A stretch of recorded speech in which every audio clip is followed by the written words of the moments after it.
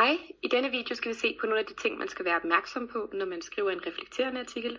Den reflekterende artikel, som jeg giver feedback på, har emnet døden som skønlitterært motiv. Vi kan læse opgavebeskrivelsen her. Det jeg især fokuserer på, det er den gode indledning, den personlige stemme, og hvordan man bevæger sig fra det konkrete eksempel til det abstrakte refleksionsniveau. Vi starter med at kigge på anslaget. Efter min mormors død gav min mor mig en bog i hånden. Den så ikke ud af noget særligt. Blot omslag, tynd. Hvad skal jeg med den, spurgte jeg. Måske nok med en grimesse, for min mor ved udmærket godt, at ord og sætninger taber til fed lyd og lækre tv-produktioner. Hun foreslog ikke overraskende, at jeg skulle læse den. Måske kan den hjælpe efter det med mormor. Jeg bladrede lidt i den. Karls bog. Noget med en død synd. Klap, så var den lukket igen. Derefter lagde jeg den i reolen, hvor den stadig ligger. Nu støv på.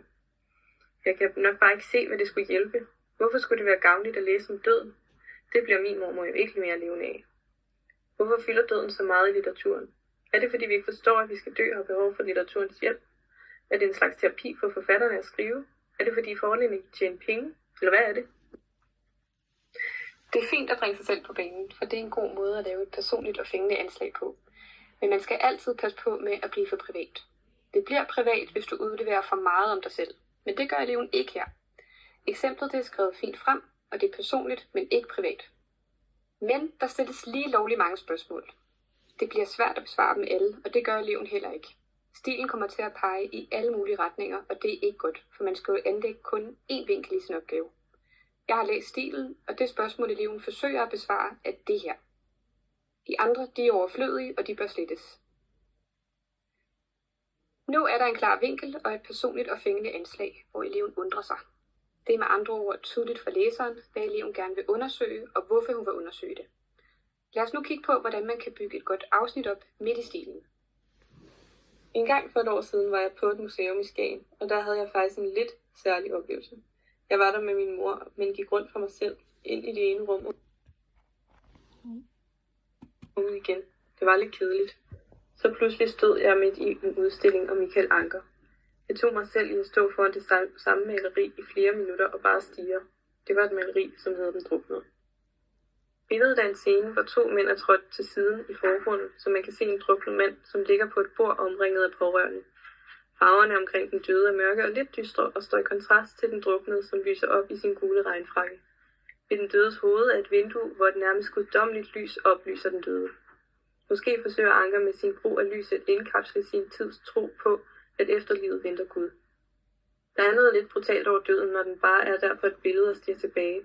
Jeg fik i hvert fald et lille stik i brystet og blev trist og en smule ensom. Mens jeg stod der, kom en anden museumsgæst hen til maleriet. Jeg kendte ham ikke, og han var gammel, jeg er ung. Men vi stod der sammen og betragtede den døde. Måske fik han den samme ængstelige følelse som mig. Måske blev han bange, eller måske fandt han ro. Selvom vi ikke snakkede og kun ganske kort så på hinanden og sendte et venligt smil, så føltes det i det øjeblik, som om vi havde et fællesskab, og det var rart. Her er et konkret eksempel, som eleven skriver frem for sin læser.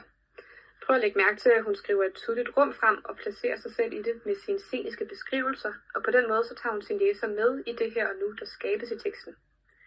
Ved at skrive sig selv ind i museumsrummet, så kan hun lave en scenisk billedbeskrivelse, hvor hun selv oplever maleriet.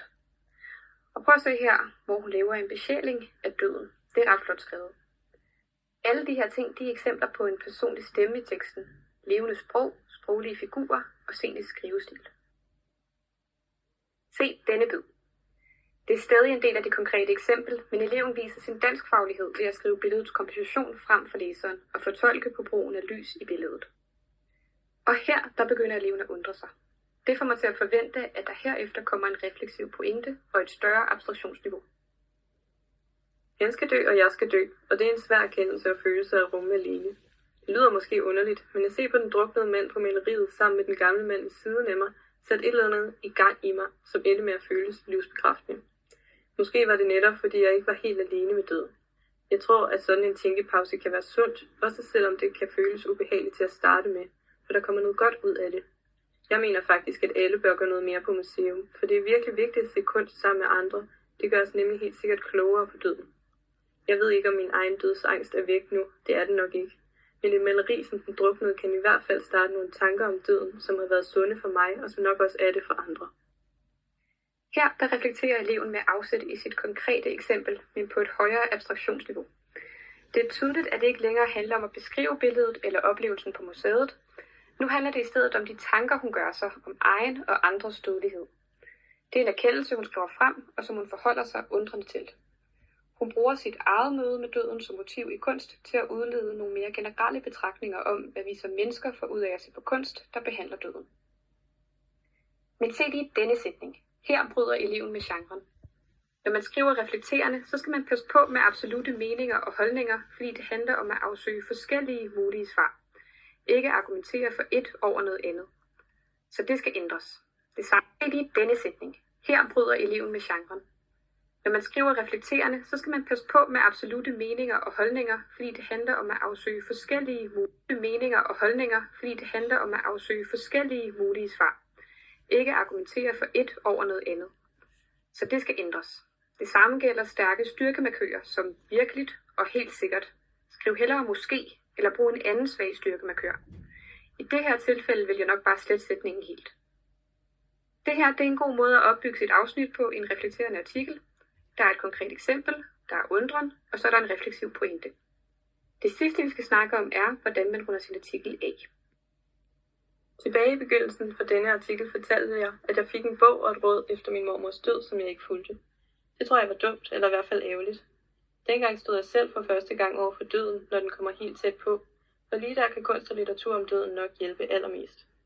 Jeg er som nævnt ikke den store læsehest, men måske vil jeg gøre, som Birgitte Tindbæk råder, og finde bogen, min mor gav mig, frem igen og forsøge at læse den. For det er faktisk sindssygt vigtigt at læse om døden. Man kan virkelig glip af noget, hvis man ikke engang imellem lige tager en pause og reflekterer lidt. Det er et fint greb at vende tilbage til det indledende eksempel. På den måde så binder eleven en elegant sløjfe på sin artikel. Det er en af genrens træk, at man skal lave en åben slutning og ikke en egentlig konklusion. Det kommer eleven dog lidt til her. Men hvis man sletter sætningen, er det, der er tilbage, egentlig rigtig godt. For man kan se, at eleven har været i en tankeproces, hvor hun har kendt noget. Der er altså en udvikling fra en reflekterende artikels anslag til afrundingen. Men uden at hun moraliserer og markerer, at hun har fundet det sande svar. Det var en kort video med nogle tips og tricks til, hvordan man kan bygge en reflekterende artikel op, og hvilke genretræk, der er gode at have med. I kan dykke ned i bogens enkelte dele, hvis I gerne vil vide mere. Der er mange flere gode tips at hente.